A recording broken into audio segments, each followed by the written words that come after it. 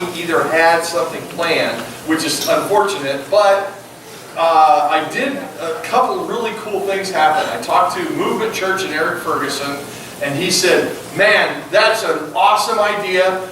We have one planned for August. Let me talk to my people. Anyone who can't be there in August, I'm going to send them out to you. And I said, that's great. Awesome. Talked to Art Battle up in Toledo at GCDC. I did it right. At Gethsemane Christian Discipleship Church. And talked to him about that. And he was like, you know what, that's great. We have one planned for July 29th. But let's do something in the future where we do this like an annual thing. And we will come down and we will partner with you in this. And so I look forward to next year then when we can do this with them as well. I'm waiting to hear back from Catalyst to see if they want to participate with us. I talked to Bill Norman, and he was going to have to talk to his people to see what their plans were. And I said, if you want to do service at your own church and then come after to do the baptism and picnic with us, it's welcome. You're welcome to do so. So that's going to be a really cool event, I think. And having it outside, we can get with the neighbors, and they'll wonder what's going on over there. And they see a pool, that tends to bring people in on a hot day. So we're also, I was asked by Sheriff Heldman if we would host the annual Correction Officer of the Year Award that day. And I said, sure, free publicity for the church. Great. Let's do that. So there, he's going to be in and do a presentation for the Correction Officer of the Year that day. That will be a long thing. I'm working out logistics with him on that as well. So that looks to be like a good thing. So that's kind of where we're at with the baptism service. If you have not gotten with me to see if you want to be baptized, please let me know. Right now, I think I have 3 people who have said 3 to 5 people. So we'll the more the merrier. Okay, this is a celebration service of the highest order. So we will, and then afterwards, if you have kids, if you want to bring their bathing suit and they can swim in the pool after we're done, that's fine. I'll be standing there doing the lifeguard thing, so it'll be safe. We may have, so it'll be fun.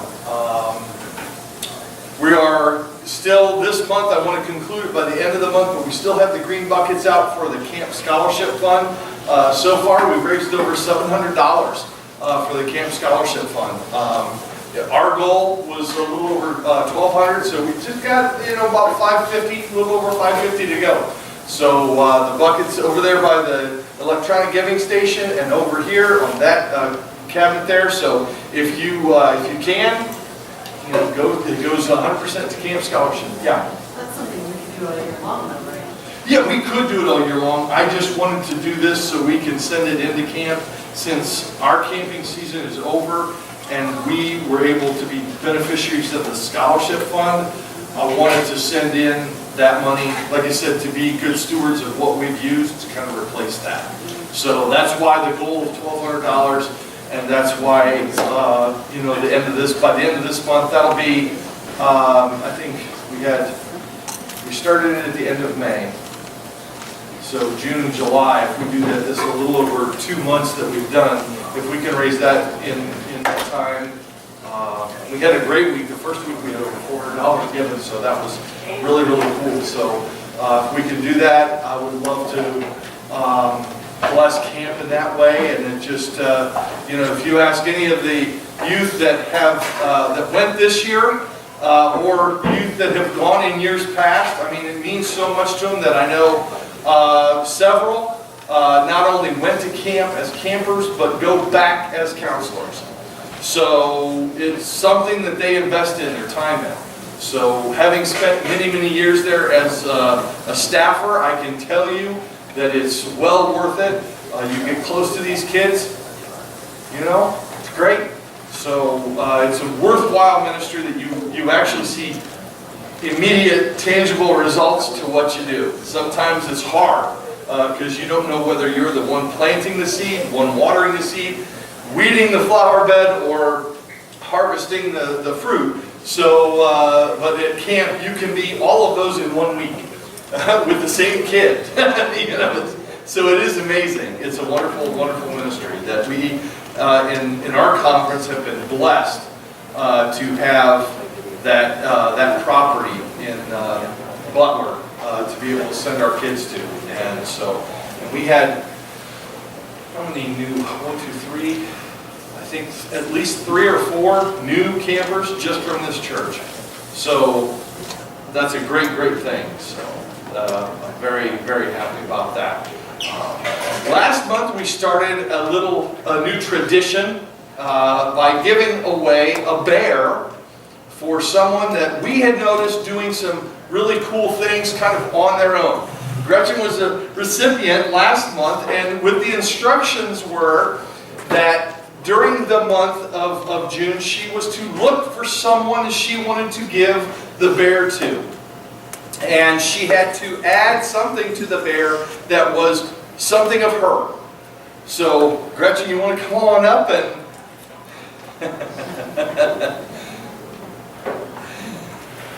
Hello. So, who did you want to give this to? Angie Mitchell? Hey, Angie Mitchell. Oh, I thought she was in the nursery. All right. Just a minute.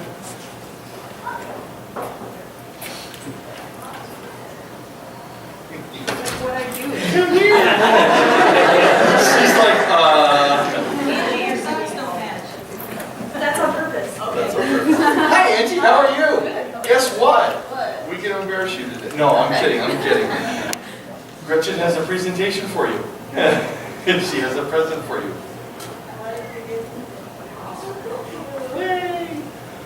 And she does a lot around the church. She's always helping with the youth. She's helping with the kids and making sure that there's someone in the nursery when needed. And so, yeah, so now your job is you get this for a month. And at the end of the month, you have to find someone that you want to give it to, but you have to add a piece of yourself to it. So that's what Gretchen put on, and you have that little pin up there. So you have to find, something that's you and put that on there and give it to somebody that you see doing really cool stuff around the church, okay? Cool. Thank you. Congratulations. That was a great idea that Lynn had brought that to me, that they do that with Team Rubicon. And so I thought that was a really cool thing to do. So we wanted to just recognize people who are doing some cool stuff at the church and maybe kind of the unsung heroes kind of thing, the people behind the scenes. So yeah, excellent. Okay, and I don't think that I have too many other announcements, which is a good thing.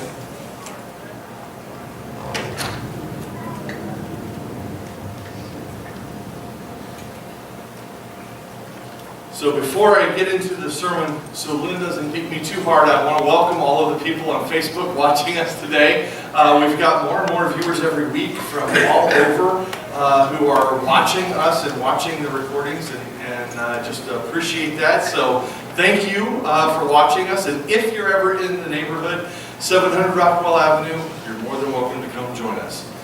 Today we're going to be starting a series, and I'm going to do 2 sermons in this series, and we're going to take a break for the baptism, and then we're going to have 2 more sermons in the series. And it's about one of the most favorite topics ever to discuss in church.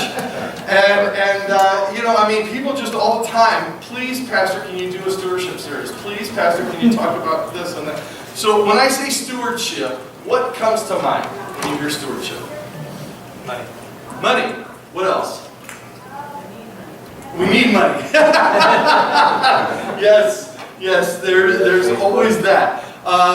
So the pastor's going to be talking about money and giving and guilt and all of those things for the next 4 or 5 weeks. No, but you're right when you hear that word. you think that it's going to be a series just about money and how you need to give more. That's not what we're going to do. Money is part of stewardship, that's true. But it's not the only part. And if you feel about what you're giving, well, that's between you and God, because I don't know what you give, and I don't want to know what you give. So, if you feel a twinge of, that's not for me, because I don't know any of that. I don't know what anyone in the church gives except for me, and I like it that way. So today we're going to talk about some different elements of stewardship, and it's an equally touchy subject as money, and that is your time. Today we're going to be talking about being too busy, and we're going to look in Ephesians chapter 5, verses 10 through 20, and I'm going to be using the translation The Message, which is a paraphrase. It's not an exact word-to-word translation, and it's different than most of the Bibles that you have or the ones that you have in your pew. If you're one of those techies who has the phone with all the different Bible translations on it, you can pull up The Message and read along with me. If not, you can follow along as well. I did a little research and created a top 10 list on excuses, because the number one complaint in most groups when events are scheduled is that we are too busy. So let's look at our top 10 list of excuses as to why people don't want to do something or commit to something. So, number 10, that will take too much time.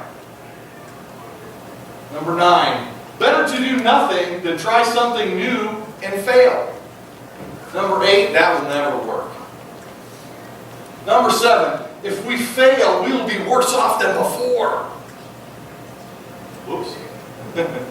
Number 6, somebody else did that and it didn't work. It failed.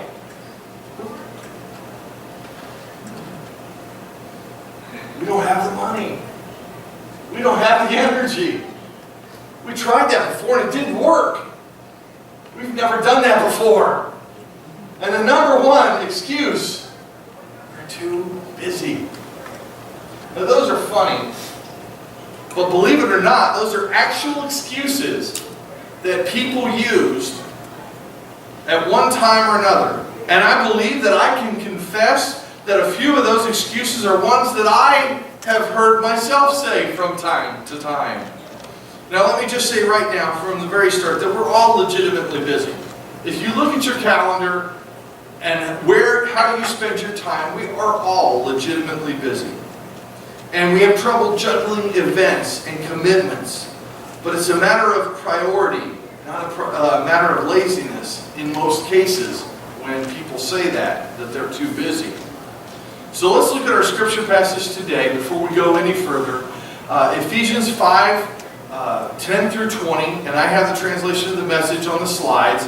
This is a paraphrase rather than an exact word-for-word translation. Paraphrases are good when you want to get a no-nonsense understanding of the passage, and they're helpful because they put the passage in the common language of today. It's not necessarily helpful if you're trying to get to the root of the meaning of the passage. You want to really dig into the exact translation. Paraphrase isn't necessarily what you want to use, but it is a good way to look at this. So, okay, let's begin here. In chapter 5, verse 10. So no more stumbling around. Get on with it. The good, the right, the true, these are the actions appropriate for daylight hours. Figure out what will please Christ and then do it. Don't waste your time on useless work, mere busy work, the barren pursuits of darkness. Expose these things for the sham that they are. It's a scandal when people waste their lives on things they must do in darkness where no one else will see. Rip the cover off those frauds and see how attractive they look in the light of Christ. Wake up from your sleep. Climb out of your coffins. Christ will show you the light. So watch your step. Use your head. Make the most of every chance you get. These are desperate times. Don't live carelessly, unthinkingly. Make sure you understand what the Master wants. Don't drink too much wine, that cheapens your life. Drink the Spirit of God, huge draughts of Him. Sing hymns instead of drinking songs. Sing songs from your heart to Christ. Sing praises over everything. Any excuse for a song to God the Father in the name of our Master Jesus Christ. If you used any of those excuses on our top 10 list or anything similar, you know the experience of being in a trap.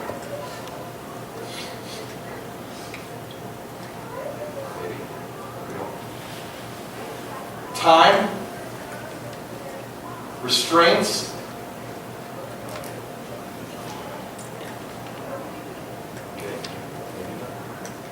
and pressures. The bad news is that time flies. The good news is that you're the pilot.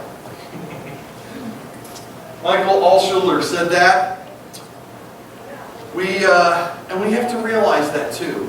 That time does fly. There's nothing that we can do. It seems like every year that I'm alive, the years go quicker, right? When I was 18, it just seemed like dragged on, especially school, dragged on. But now, it flies by for me.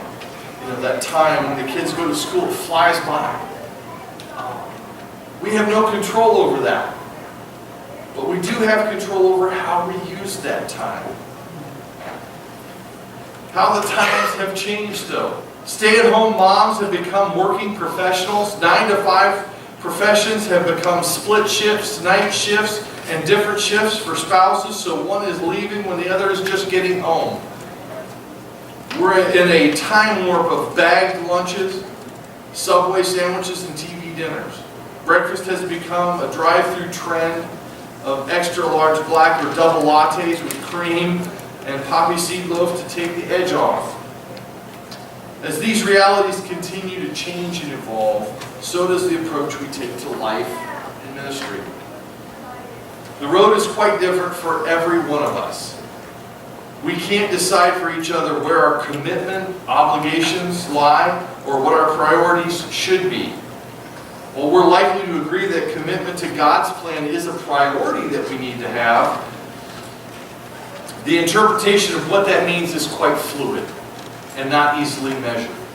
See, stewards, we're given a set amount of money, a set amount of time, and certain talents that we have to have, that we have in this earth, in this life, that God has blessed us with. Not everybody can do what Tom does. Tom's gifted when it comes to repair, construction of things. Thank God, right? Not everybody can do that. You know, if you know, I can't do that. I don't have the patience, to accomplish that. Not everybody can fix a car like Marvin can. I don't have the knowledge to do what he does. I would be frustrated. There would be a lot more dings in my car from hammers and wrenches and things that can't do it. And everybody has a giftedness. Pete with the numbers. I definitely, take a look at my checkbook. I definitely don't have the giftedness of finance. The ability to look at numbers and not go, he's got that gift, right? And each of you have gifts, right? I don't want to, we can talk about the praise team and the giftedness of the ability to play music.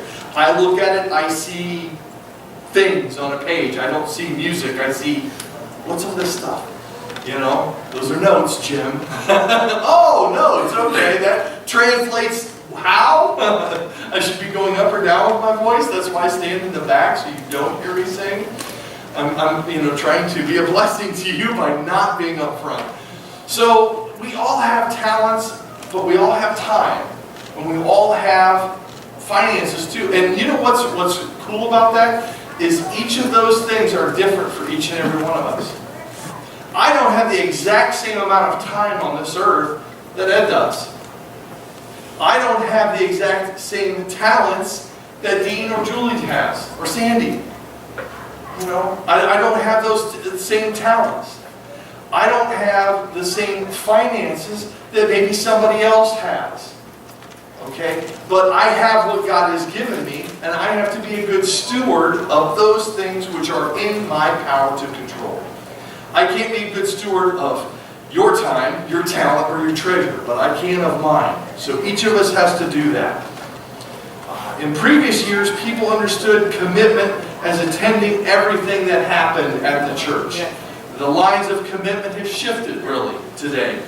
People are still committed, but that could mean to one service, not every service on Sundays at the church, or one service every other Sunday, or a commitment to give 2 nights to church ministry functions or leadership instead of only 2 nights at home, and so on. The pace in everyone's life is unbelievably full and unbelievably fast, with unimaginable demands on our time, that we have to carefully evaluate what we're going to be involved in and invest in, and that precious commodity known as time. And that's not a bad thing, because it will demand that the church be very focused on what we do and very intentional about what we do if we want people to lead and to invest in what's going on at the church. So as we struggle every day pairing up your time and balancing your life, allow me to suggest some insights that the Bible offers on living a balanced life. The Word of God provides instruction on managing His resource called time. The first is to allow time to prepare. There are many things that I don't enjoy. One of them is taking my vehicle to have it serviced. There's that waiting for either, you have to go in and take your car, and then maybe if it's going to be a long repair, you get a ride back to your home or office. Or you sit in the waiting room at the service station and you drink that terrible coffee and you have those very awkward conversations with people who really don't want to be there because they're going through the same thing you are. You lose the rhythm of your day because it's an annoyance. It's one of those things that comes up that you weren't expecting, that it just throws you off. I know it's necessary, but otherwise, sometimes if it's preventive maintenance, sometimes the vehicle will break down if you don't do it, and then there's far more problems and far more expenses later on. But sometimes I feel like my vehicle. There's plenty of slug in my thoughts and grit in my spirit, but when I get together with God's people, I get a tune-up. I really do. The Bible outlines the principle of this practice in Hebrews chapter 10, verse 25, and it says, "Let us not give up meeting together." There's a reason that we're supposed to meet together. Sometimes we're the one who's going to bless somebody else. Sometimes we're the one who gets blessed. But we all build each other up. We all help each other through life, through the day. This is a significant instruction. It's very clear to not neglect Sunday worship. Christ initiated meeting on the first day of the week after He had risen from the dead, and actually attended the first day meetings until He ascended into heaven. Thomas missed the first one. His introduction to the risen Christ took place when Jesus revealed Himself on the second first day meeting. Another example of Sunday worship in the life of Jesus' followers leads us to consider one source that says the establishment and beginning of the church on Pentecost occurred on the first day of the week when the disciples were gathered together. Scholar, preacher, teacher, and author Burton Kaufman goes on to provide something else of interest when this command of Hebrews 10:25 was given. Pliny, a secular writer about 112 AD, made a report to the emperor in which he unconsciously bore witness to certain vital aspects of Christianity. Of special interest was the witness he bore to the tenacity maintained by the Christians in regard to their assemblies, to their meeting times. They attended regular worship service in spite of every hindrance. Legal meetings on a publicly recognized day of rest, as in these days, were impossible. Christians met in the darkness of pre-dawn assemblies. No impediment whatsoever was allowed to interfere. This sacred obligation was an important characteristic of Christians, even before the instructions of Hebrews 10:25. But like many, some needing reminded of what those most important things are. If we're serious about honoring God by wisely using the time that He has given us, we must be intentional about how much of it we spend in community with God's people. We're not going to talk about doing or leadership at this point. That's another sermon for another day. But it's about being in community. July 15th is a community event. If you're not getting baptized, that's okay. You need to be here to celebrate in community with us for those who are getting baptized. It's about investing repair time to let God, to invite God, to renew, to cleanse, to repower, and to inspire us to face what next week has to dish out. It's also important to take time to listen to God. Have you done that? Is that part of your weekly schedule? Listening to God? Just to quiet everything else off, turn off your phone, turn off the TV, shut off the computer, the video games. I know the kids are screaming right now. But to turn everything else off, all the noise off, and just listen to God. God, what do you want to tell me today? What do you want to say to me? Really, think about it. How cool is that? The God of the universe, you can talk to Him and let Him talk to you. Listen to what God has to say. And we need to take time to shut out all the other noise. In addition to shutting it off just to listen to God, just shut off all the noise and just be. That is such a blessing, just to be. Go out to one of the parks early in the morning or later in the evening when it's not so really hot. If you go out during the middle of the day, take water. But just go out. Shut off all the other noise and just be there in nature. Be there in God's great creation. We can do that most effectively as a community in our Sunday worship service. Sure, there's other ways to do it as a community, but Sunday morning worship services are a very effective means to meet those ends as a community. Next point I want to make is to allow time to reason, to evaluate what you're doing and why. Steve Jobs, the founder of Apple Computers, wanted to recruit 38-year-old John Scully, the president of Pepsi, to work for him. Jobs issued a tremendous challenge to Scully. He asked, "Do you want to spend the rest of your life selling sugared water, or do you want a chance to change the world?" Wow! Steve Jobs was a brilliant man. What a challenge to us as Christians. Are we settling for sugared water? Or are we willing to do what God designed us to be and do?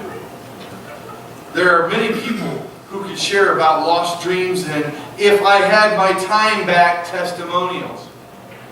It seems as we get older, we reflect and wonder what life's been about or what's the difference that we've made in the world. Maybe men struggle with these questions more than women. I don't know. Ecclesiastes chapter 3 verse 1, King Solomon writes, "There's a time for everything." Then he goes on to use 28 examples to illustrate his point. There's a time to sing and a time to dance. There's a time to gather stones together and a time to scatter them apart. I don't quite understand that one, but okay. There's some of those that I'm sure are more illustrative to the time period or to the careers of that day. But, if you look at that, really look at that whole passage and all of those examples, there's a time to sing, a time to dance, there's a time to cry, and a time to mourn. There's a time to embrace, there's a time to refrain from embracing. Those are all things that we go through in life. Those are all times, phases of our life that we go through. A king who was quite skilled in judging court, building economic infrastructures and architectural wonders, he practically had and did everything that there was to do. in his lifetime. His achievements were so phenomenal that he became bored as he searched for value in all his achievements. Maybe value and purpose was what was intended when Paul wrote in 1 Corinthians chapter 10, verse 31. Whatever you eat or drink, whatever you do must be for the glory of God. Paul offered these words during a time when there was a dispute about eating meat that people had sacrificed to idols, and people indulged in drunkenness and parties we don't want to imagine. The challenge here was that to make even regular eating and drinking a sacramental experience. To make even the common tasks of eating and drinking, or whatever else one does, a purposeful activity aimed at showing God in that activity. The investment of our time should be intentional, not haphazard or careless. We should always be evaluating how much time we invest versus the time we waste. Because once we have spent it, we never get it back. How many people had teachers who would, if the class was misbehaving, would sit there and make you watch the clock for a minute? Right? Anybody have a teacher who did that? Yeah, okay, I was a bad kid then. I had a bad class because we were always sitting there. I want you to sit there and watch that second hand for a full minute until it goes around. That's a minute of your life you can't get back. It's gone. And okay, to a 10-year-old, 15-year-old, so what? You know, I'm like, you may be quickly approaching the grave, but I got ways to go. I'm thinking, you know, I don't care. A minute, what's a minute, right?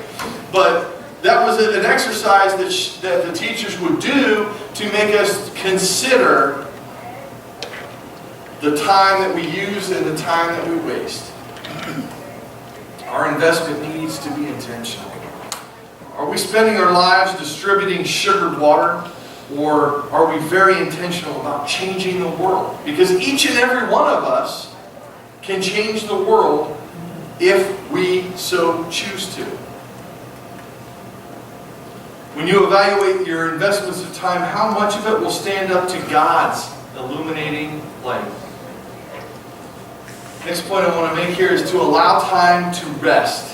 And I'm not talking about being lazy and being a couch potato. I'm saying take time to rest. Here's an interesting instruction. In Mark chapter 6, verse 31 says, "Let us leave these crowds and rest." There are times to rest. This is a call to Sabbath rest.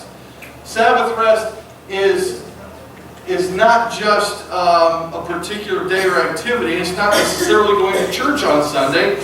It's about finding time for personal quiet time with God. See, when the Jews had the policy of no work being done on the Sabbath, it wasn't so they could have a day to just veg, right? It wasn't a day when they went to their houses, sat down on their couches, turned on NASCAR, and fell asleep after the first 10 laps. Well, that's my life. But they would do things that would point them to reflect on God. So they were not allowed to work for that reason. Genesis chapter 3, verse 8 said, "And they heard the voice of the Lord God walking in the garden in the cool of the day." Time is difficult to measure in terms of how much of it we invest intentionally for God. We can measure busyness and activity, but sometimes it's difficult to measure how we invest time for God. There's a line between what I do throughout the day and what I do for God throughout the day. The Old Testament provides an interesting picture of measured time. The Condensed Biblical Encyclopedia breaks down a period of 7 years. The authors made a record of religious festivals such as Sabbaths, Passovers, and the different feasts, at least 7 of them. And what they discovered was, in terms of religious activities, under the laws of the Old Testament, God commanded the people of the covenant to give 822 days out of 7 years to their religion in 7 years. That's 32%. That's 32%. So out of 2,555 days, God says, I want you to give 822 days to religious activities. In other words, 32% of their time versus 68% of their time on other living responsibilities, work and family and other things. So now that we're living under the new covenant of Christ's blood shed on the cross for us, we're not bound to the law of the old covenant. So we are not to conclude that God is looking for 32% of our time for so-called religious activities. We realize that all of our time belongs to God, and we should give every moment of every day to Him in service for His glory. What does that mean? There is something to say for intentional focus and attention to prayer life, Bible reading, church attendance, leadership, ministry focused, and so forth. Leadership does not mean that everyone should be leading something in the church, other than to say that at the very least everyone should be leading themselves into the life of the community to impact it for Christ. And God calls us, though, to lead and assume certain responsibilities and roles in this life.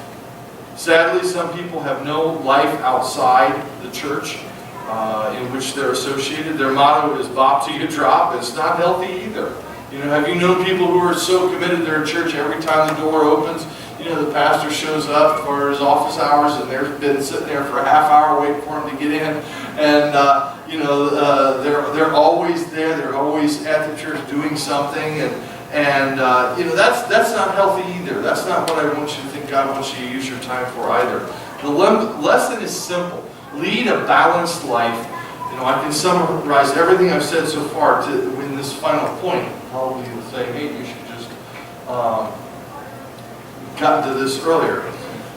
This brings us to the instruction of our text this morning, as drawn from the Message.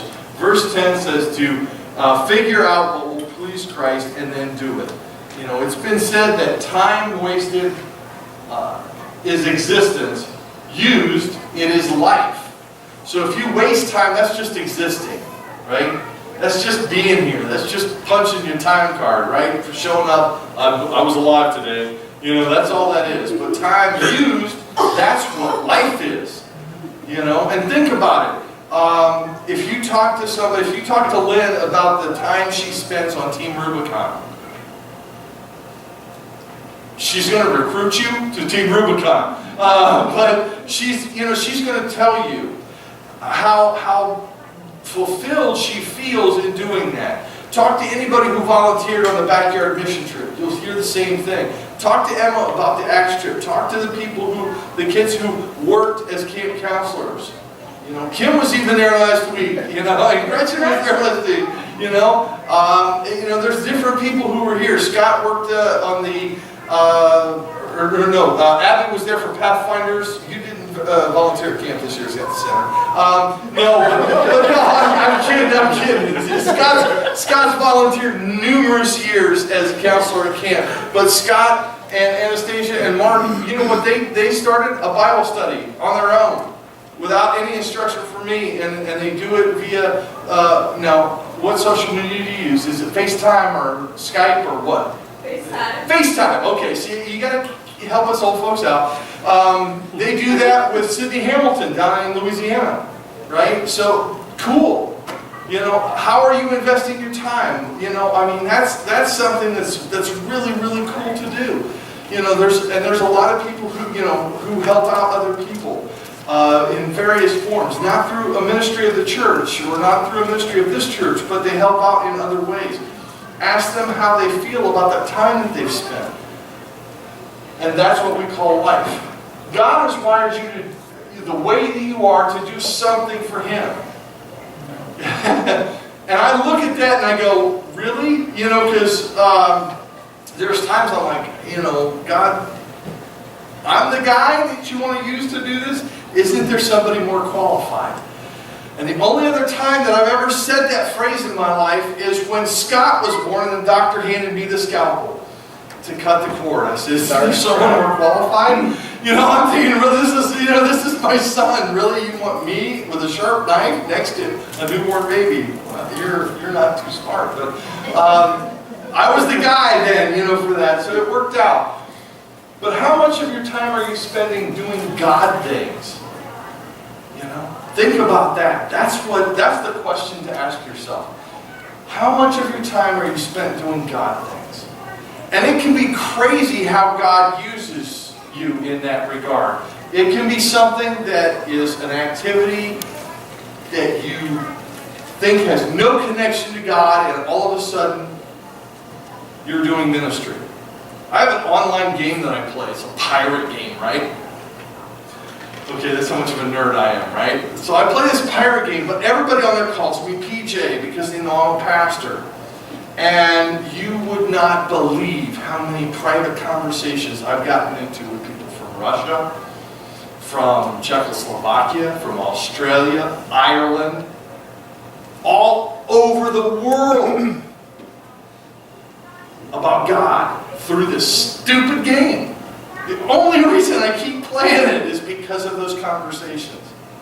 In fact, when I went out to Oklahoma to see Tim after his brother passed away, there was a guy that I met online in this stupid game that lived in Oklahoma. I told him I was coming out and why I was coming out. He goes, "You want me to take the day off work and go up and see how the family's doing before you get here?" I'm like, "Really?" No, it's cool. I'll be there on such a day. He met me at Tim's house, or his brother's house. We hung out and did our thing there. He took me out to dinner, introduced me to his wife, introduced me to other people who played the game from Oklahoma and everything. And you know, this guy now, he has started a ministry out there for people who kind of need a restart in life. He's turned his property, he built cabins on his property for people who didn't have a place to go because they lost their job and needed training or didn't. I'm like, this is so cool. So God is amazing how He will use you if you are open to being used by Him. You know, I'm not saying I had anything to do with this guy doing this, but I was involved in his conversations about how he was progressing in his faith to that point.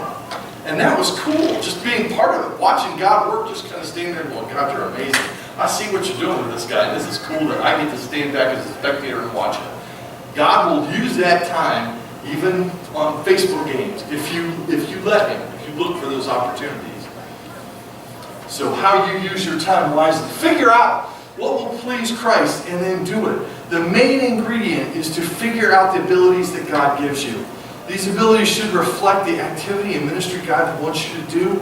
And with this information, it will lead you to understand the amount of time He wants you to be doing it. The author of Ephesians makes the most interesting comment in the next verse of our text. You know, when he says to figure out what will please Christ and then do it. So everything that we own belongs to God. Everything that we have. Your time is not your own time. It's God's time. Give time to repair, to reason, to rest, and to be renewed and released. This released part is the important key here. You can't just, I'm going to rest and kind of rejuvenate myself, and I'm not going to do anything with it. You've got to be released to do something with it. You've got to figure out what will please Christ, what your talents are, what are your abilities, what can you do for others that connects. If you see, for example, if you have a neighbor who's an elderly neighbor that is having difficulty in this heat, getting their lawn mowed, and their lawn's about this high now, whatever. If you can do that safely, if God's given you the ability to be able to go out and endure the heat, mow it for them. Don't take any money. And then when they say, "Hey, well, why did you mow my lawn?" I said, "Yeah, I can do that for you. Just wanted to be a blessing, right?" If you haven't seen a neighbor for a few days, maybe go and check on them. See how they're doing. See if they need groceries. See if they have air conditioning. If they don't have air conditioning, invite them over to hang out in your place for a while if you've got air conditioning. If you don't, make friends with someone who has a pool. Just something. There's ways to use your time for God, and it can, be creative about that, and use the gifts that God has given you. Use your time, your talents, and your resources as well. But most importantly, the time that we've been given is as finite as the money that we have. You can't buy more time. how when you look back on your life, when you come to the end, you look back on it, you're not going to say, you know what, I wish I would have picked up more overtime. I wish I could have worked more. Oh, you're going to say, I wish I would have done something with my life that I could look at now and have as meaningful, that I could hold on to and show that this is eternal. How I spent my time is eternally valuable. Let us pray. Dear Heavenly Father, Lord, I thank you for the time that you have given us.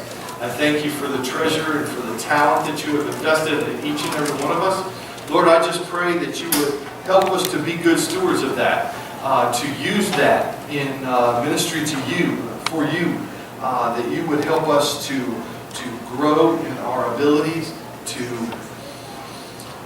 just reach out to more and more people for you. Lord, I just pray in all things that we do that we would be good stewards of our time and our talent and our resources. I pray this, Lord, in your name. Amen.